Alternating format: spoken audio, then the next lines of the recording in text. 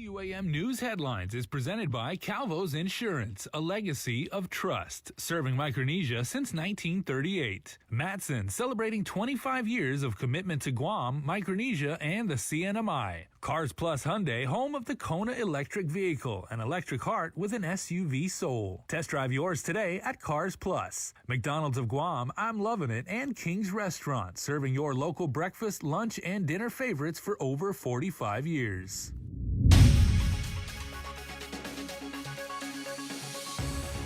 Ahead on primetime, the military unlisting some excess property as new missile defense system is planned, plus the federal lawsuit by Earth Justice and Pratehi Litegzan against the U.S. Air Force brings to light the dangerous practice of open burning, also known as burn pits. And the Joint Information Center confirms 2 more COVID-related deaths, bringing the total to 282. Hafaday and good evening. Topping our newscast this evening, the man found unresponsive in Jigo on Sunday morning has been identified by a relative as 63-year-old Patrick Ken Sakai. As KUAM reported on Monday, officers from the Dedido precinct arrived at a residence on Chalan Emsley Street around 7:26 a.m. on Sunday and found Sakai, who had injuries which could have resulted from foul play. In a release issued late this afternoon by GPD spokesperson Officer Berlin Savella, it is mentioned that this is an ongoing investigation and remains open.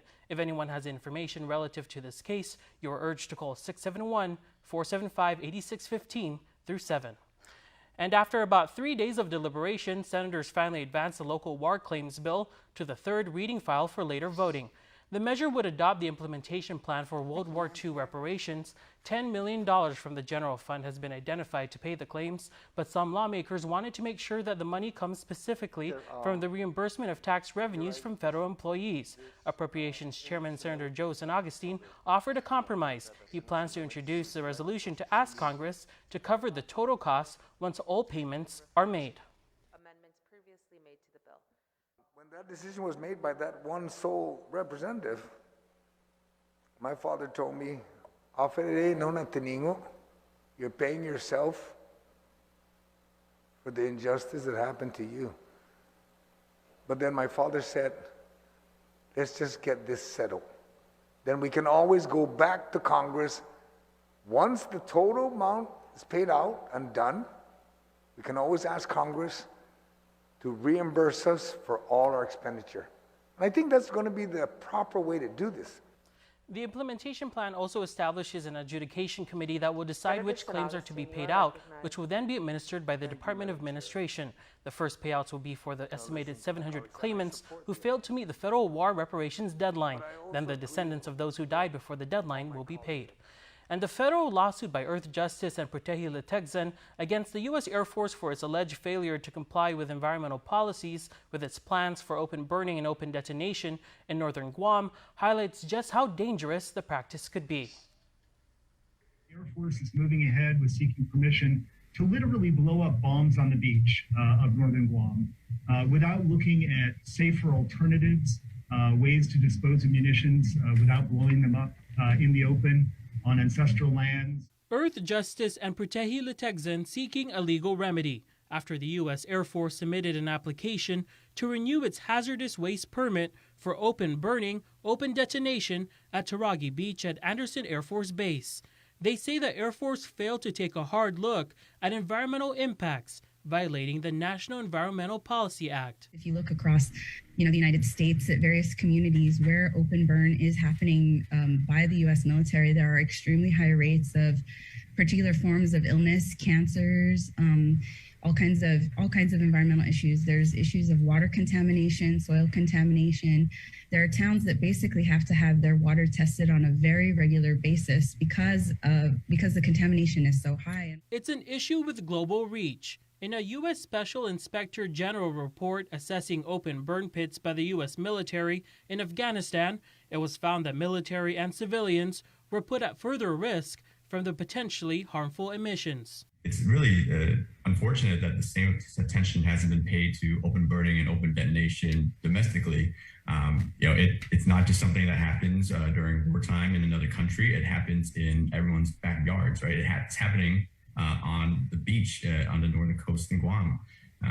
And while open burning hasn't occurred for a couple decades or so, open detonation still very much is happening. The Special Inspector General for Afghanistan Reconstruction report notes DoD communication, writing that burn pits should be a short-term contingency when there's no alternative. The Obama administration launched a registry in 2014 to better understand the impacts of exposure to airborne hazards during military service. In 2019, Trump signed into law legislation that would phase out the use of burn pits. Earth Justice says the big question is why the wartime practice is planned for Guam. Why are you doing this? What are the impacts? And what are the better ways that you could do this without causing harm to, the environment and the people of Guam? The law is not new, but if plans move forward, the effects could be irreversible.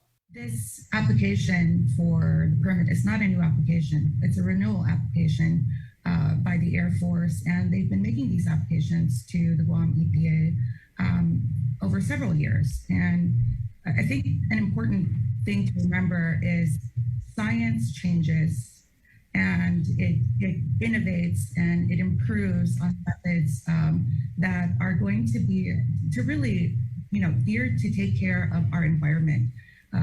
And I think it's important that the Air Force has to answer to this, and it would be their burden to show through an environmental study, through an environmental assessment, what those alternatives are. It's not our burden to say that. And a U.S. Missile Defense Agency team is here scouting for multiple locations for a massive new missile defense system to protect Guam and its military assets from potential attacks. Joint Region Marianas Commander Rear Admiral Benjamin Nicholson says the military is looking to upgrade and bolster the current defense system, which he described as somewhat limited.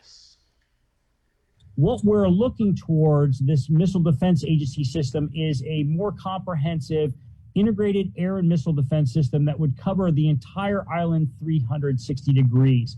Now, the actual system that would be installed hasn't been decided upon yet. There's a couple of different technologies that are being looked at, and it may be one or the other or a combination of the two. The Admiral says for several years now, the Indo-Pacific Command has identified the need to bolster Guam's missile defenses.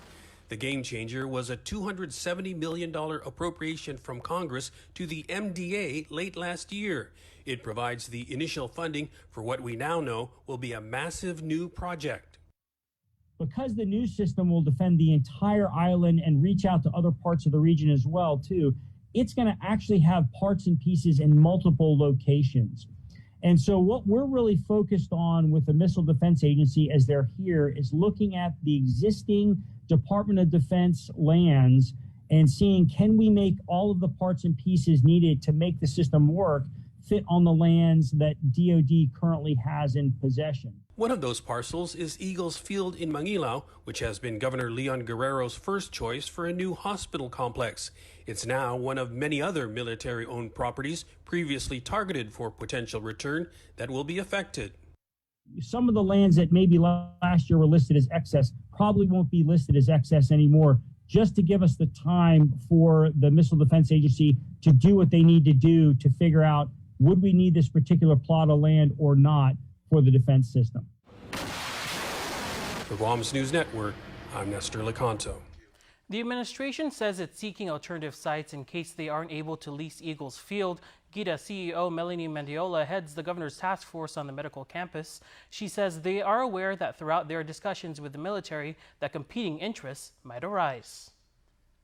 It was never a plan for the land to come back to government inventory.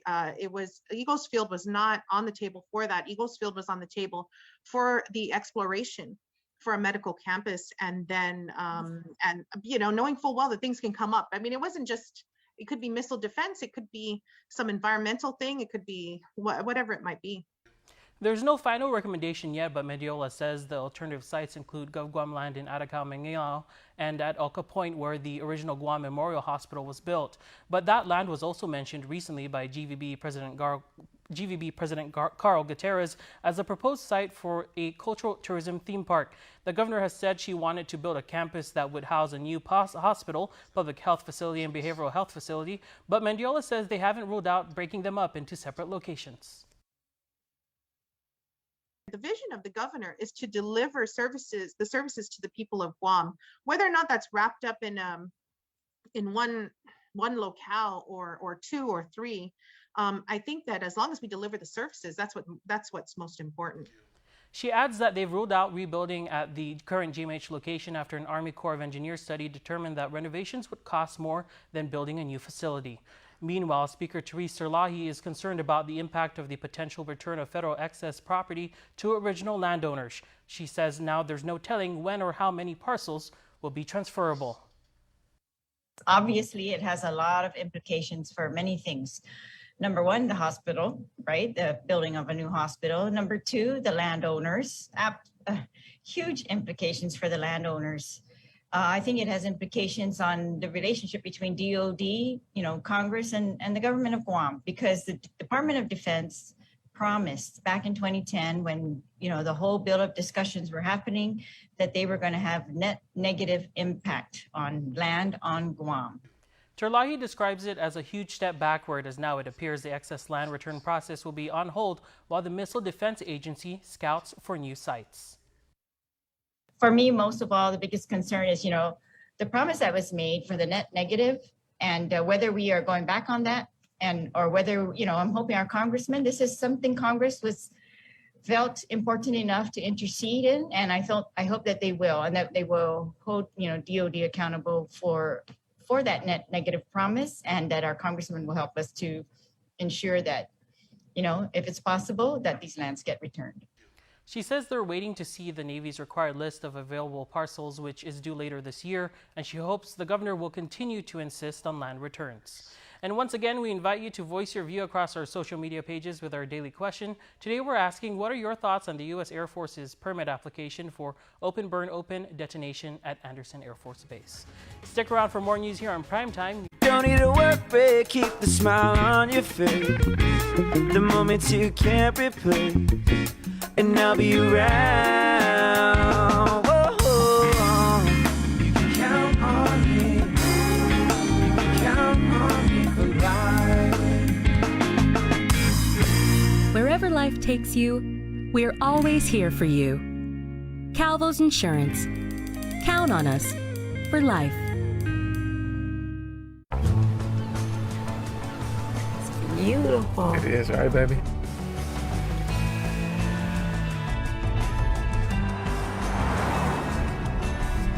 Dad, isn't that where we usually stop for gas? It's where we used to stop, but not anymore. But isn't that the place with the milkshakes? Okay, all right, let's go. Get it out, kids. Take your adventure further in the first ever Santa Fe Hybrid. Let us know what's up on our KUAM News WhatsApp tip line at 671-727-0094. Share information about what's happening in your town, on Guam or the CNMI, and what you want us to know. Reach us on WhatsApp at 671-727-0094. Welcome back. Unfortunately, 2 more COVID-related fatalities were confirmed this evening by the Joint Information Center. The 281st occurred on December 13. The patient was a 56-year-old male and was unvaccinated. He tested positive on September 12, 2021. The 282nd was on January 8, 2022. The patient was an 84-year-old female who was vaccinated. She tested positive on November 19, 2021. Both had underlying health conditions.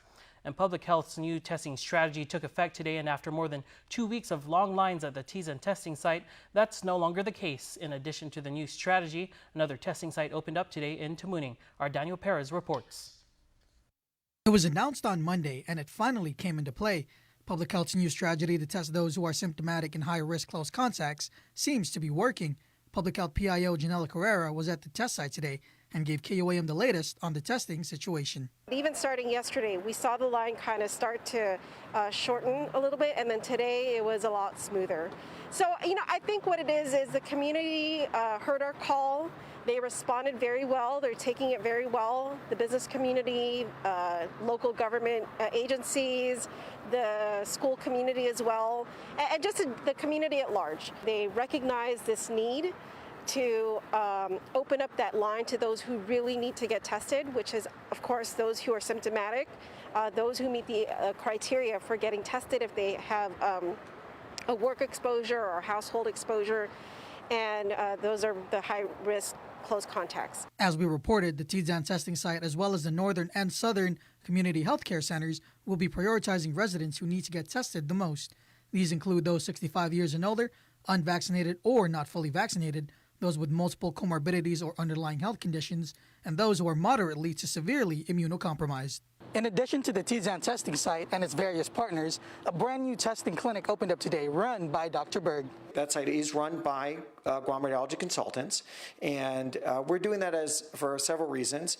The demand here in the building where we're located grew rather rapidly, and we wanted to be good neighbors to the other healthcare providers in the building who were having difficulty with their patients getting parking. Plus, it was a little more difficult when those who were coming for testing were wrapping around the building. So we looked for another site, and we were able to secure the site across from Ocapeles. That site is easier to organize, and I think easier for people coming in for testing. Since the Tizan test site is only taking in those who are symptomatic and high risk, Dr. Berg assures residents that the one run by GRC will accept both symptomatic and asymptomatic patients. What we're doing is following a policy of community involvement with judicious use of the supplies that are present on the island. And what that is the process is to try and encourage people to think twice before coming to get tested. No one will be turned away, no one. But we're asking people to say, if I was exposed to somebody a week ago and they were positive and I'm not at high risk, and I don't have family members that are high risk, do I really need to get tested? And it's, again, just saying, think a little bit twice because we want to make sure we're not running out of kits. Dr. Berg added that the test kits being used at the Oka site are provided by Public Health, and they are given an allotment to use for the day. The Oka test site is open from 7:30 a.m. to 2 p.m., Mondays to Fridays, but Dr. Berg said they are looking to expand the time and days. As for the limited supply of test kits on island, Dr. Berg confirmed that more were ordered before the supply thinned out, and added that Governor Lou Leon Guerrero is in Washington to ensure that Guam gets its fair share of test kits. Daniel Perez reporting for Guam's News Network. Thanks, Daniel. For those concerned about going back to work or sending their kids back to school, if they have had COVID or have been in close contact with someone who had COVID, there is now confirmation that residents and students needing a COVID clearance from Public Health is no longer necessary. Public Health PIO Janela Carrera. There is really no need for an isolation clearance letter. So if they have an employee or a staff, a student who tested positive, once they meet the criteria for clearing isolation, which is 5 days, and as long as their symptoms have improved or they no longer have a fever, then they can return to their normal activities. They don't need an actual clearance letter from Public Health. This announcement is to inform employers, the business community, GovGuam agencies, and schools that the isolation letter is no longer required by Public Health. Public Health does still provide the isolation letters to those that request it, but DPHSS does not require it if residents or their children need it to get back to work or school. And as the island is well into its fourth COVID surge, Omicron has made its presence known, especially with several local businesses. Joan Ugin-Charfers has more on how it forced many to halt operations. With the island hitting triple digits in COVID cases for close to 3 weeks now, the impact has been felt by many of the businesses, from staff shortages to completely halting operations. For Andrew Arce, owner of Home Plate, a Kelaguen shop located in the Chamorro village, on Monday evening he posted on social media the shop would be temporarily closed due to potential exposure. Also having to cease operations is Subshack, and it's something owner Jonte De Leon has had to do on more than one occasion. My family, we're all home, we're all quarantining, so our life right now is just kind of like at a standstill. We gotta rest, you gotta hydrate, so it's definitely feeling the impact at home. My husband got hit with COVID first, so because we're in the same household and him and I both have businesses, we've had to close down business on both sides, and then of course almost a week later, I got COVID. So even though we're both vaccinated, it still required, both of us shutting down. 5 days is still a lot of time when you have 0 employees and, you're your own employee, your own boss, your own accountant, your own runner, your own everything. De Leon was cleared last week, but her 3-year-old son started to show symptoms and she had to shut down operations yet again. It affects business a lot because you're just trying to catch up. And then when you catch up, it's like every little sick symptom someone in your family has, it's like you have to shut down because it's the responsible thing to do, and get tested. And even though a lot of places are, you can do appointments now, it's still a process to have to do all of that. And then, now we're waiting, 72 hours sometimes for results. And for businesses that are affected, the worry starts to sink in. What are we going to do? So it's definitely a challenge to remain optimistic in this market. We can't open, for one.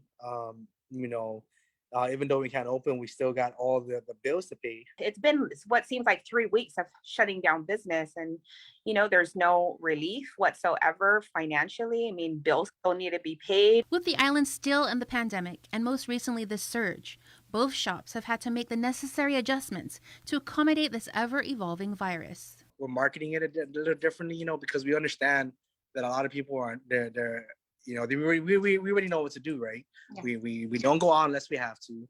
We wear our face masks, and so we're anticipating that. We've definitely seen a big reduction in foot traffic, and so we've taken action in the sense of working with our delivery partners to be able to try and get more products out there. By doing things online, like pre-online sales for Sup Shack, pre-booking appointments down the line for reservations and things like that, it does help, and people are, for the most part, pretty understanding. Both DeLeon and RC remain hopeful and know it all comes down to just doing their due diligence. Just trying to find the balance of being able to socialize but still be careful. So it's a struggle, and we're still trying to find that balance. And like we got sick, regardless of us being careful. I know it's frustrating, especially as a business owner, what's going on with the island, but I guess all I can say is just be patient. This thing, Guam has always been a resilient island, so I'm sure we're going to bounce back from this. So just be patient, be patient, do your part of the job, do your part of the diligence. If you get tested, stay home, quarantine, put it out there, it's not just for you we're trying to look after. We're trying to look after everybody else's family. Reporting for Guam's News Network, I'm Jonagan Charfris. And in regional news, the CNMI reaches a 98.7 vaccination rate, but the front line is beefing up their efforts and prepares to have more COVID treatment on island. The CNMI has a growing arsenal of COVID-19 treatment in its battle against the virus. We are pretty much, well stocked, and we have currently about 10 different kinds of therapeutics for treatment and even for pre-exposure prophylaxis for COVID. Still in its first surge, double-digit daily case reports throwing the total case count to over 4,000. There are 435 active cases and 6 hospitalizations. For Region Cove, we have, I think, for all the sites that we have, about 700 has been given for Region Cove. That's the main map that we are administering. One, because it's it's still effective for Delta, and it is being administered subcutaneously for sub-Q shots. Omicron hasn't been detected in the CNMI just yet. It's not been confirmed yet, so we have Sotrovimab. Just in case that will be confirmed in CNMI, we will shift to administering Sotrovimab, which is an IV infusion, one-time IV infusion. She says if you're in the NMI and you test positive for COVID, the first thing you should do is call the COVID hotline. The treatment is available across the NMI hospital clinics. She says the pharmacy reports how much treatment is left on a daily basis. It's an additional task, but it's something that is needed. And it's good that we can all help each other to cover what is needs to be done. Stay with us. Coming up next on KUAM News, Sports with Dave Delgado, and still to come, your Cold Stone Creamery birthday shoutouts. Keep it here to KUAM.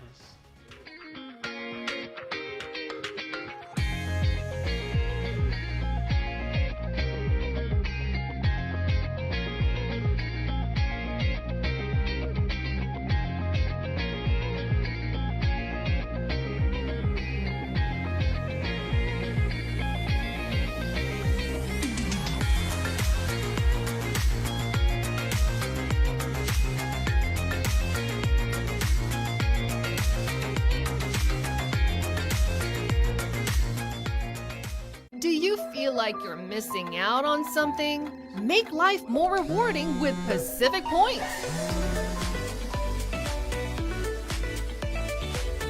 Earn and redeem points for bill rebates and free load at IT&E, discounts on fuel at Shell, vouchers at Foodies, and United Mileage Plus miles. You can even pay with Pacific Points at IT&E, Shell, and Foodies. Pacific Points. Do more, get more.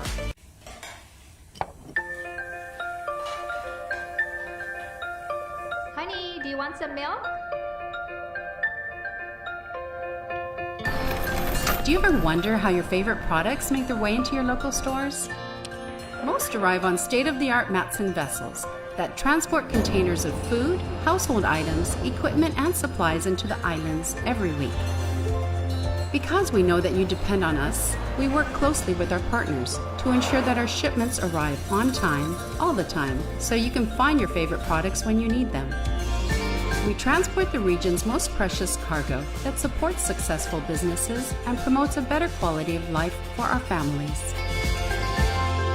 Matson is proud to have been the hometown shipping carrier for Guam, the CNMI, and Micronesia for the past 25 years, and you can count on us to be here for generations to come.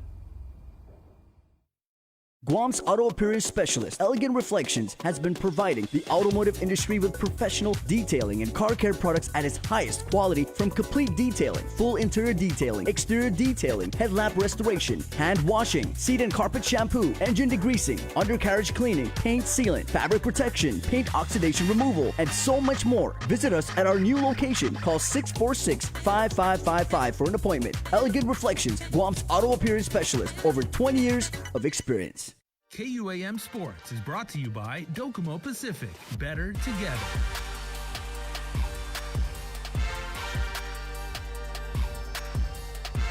Local powerlifter Christopher Heggie will be representing Guam at the Fighter Quick Classic 2 held in Las Vegas. Heggie has competed in Vegas before, taking home second place overall and first for the bench with a lift of 325 pounds. Heggie is dedicating this year's meet to his wife, who passed away a few months ago in a car accident. Got powered through, I got a lot of support.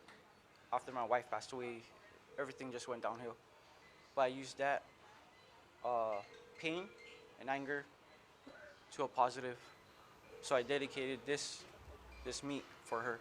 It's a mental game, So I used that pain and anger in lifting those weights.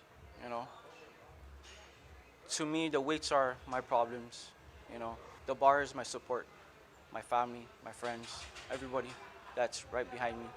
So any problems that you have, any weight that you got, what you got to do is lift it. Heggie has also represented Guam at a powerlifting meet in the Philippines, where he took home a second-place finish in the 175-pound weight class. For this year's event, he's looking to cut 10 pounds and hit the platform in the 165-pound weight class. Everybody in the gym, they support me. They don't understand or can't fathom what pain I'm going through or what I'm going through after losing, your other half. So they're there just to support, keep a smile on my face or, keep me positive. So them alone is pushing me more and more and more. So in squat, I'm trying to aim for 455 or higher. Bench is moderate, 340, 335. Then my deadlift, I want to hit 485 to 500. Chris started his prep for the competition 4 months ago. You can find him at Paradise Fitness 3 to 4 times a week. The goal is to step on the podium and medal in Vegas. That's the goal I wanted, was to represent her and represent Guam, bring home a medal for her. So I will bring a medal home, and then I will be putting it on her grave. In programming news on KUAM TV 11, Monday, January 31st at 6 in the morning, NFL on CBS, the AFC Championship game, Joe Burrow and the Cincinnati Bengals at Kansas City Chiefs, led by Patrick Mahomes. Winner moves on to this year's Super Bowl. KUAM Sports is brought to you by Docomo Pacific. Better together.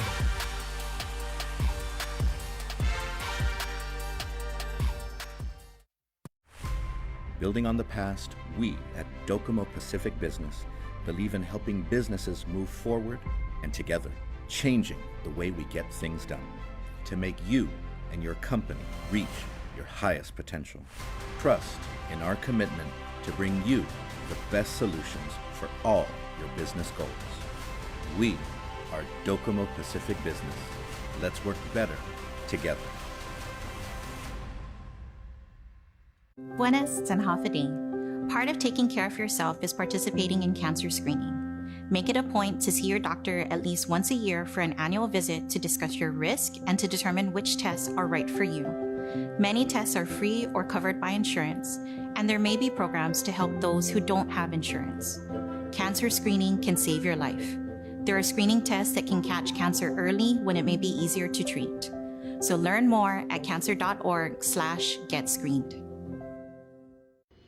Once a year, bishops and pastors from around the world gathered at the Temple of Solomon to bless and consecrate this anointing oil at the beginning of the new year. Join us January 30th to receive your very own bottle of anointing oil. Sonia, tell us what was happening with your child. Boil. A boil on his eye. The doctor just checked him and he gave me medicine. And he gave you the medication, you gave it to him, but what was happening? It's not even working. We anointed him, you used your faith, and what was really bad, completely gone. And now, show here. How's the face? Happy? Happy. Jigo Town Center, right behind the Bank of Guam. To reserve a free bottle, send us a WhatsApp message to 671-971-7171. And before we close out the news tonight, our latest round of birthday shoutouts from the Coat Zone Creamery Birthday Club. It's Wednesday, guys, January 26th, so let's all say happy birthday. And today we say happy birthday specifically to Asia Leigh Rose, who celebrates birthday number 9 this year. Happy birthday, my princess. Hope you have a great and blessed one. I miss and love you so much. Hope your mom spoils you today, because you deserve it. Love Daddy and your other crew siblings, Peyton, Prince Paige, Ella, and Paul John. Stay safe and enjoy, my baby. I love you forever. Man, there's nothing like getting love from Daddy on your birthday. That's awesome. And happy belated birthday to Bonita Jade DeGracia Tyron, who was born on January 25th.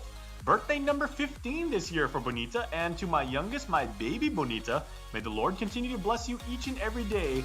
Your shout out says, Mommy loves you. That's going to do it for us here on Primetime. Thanks for watching. Good night.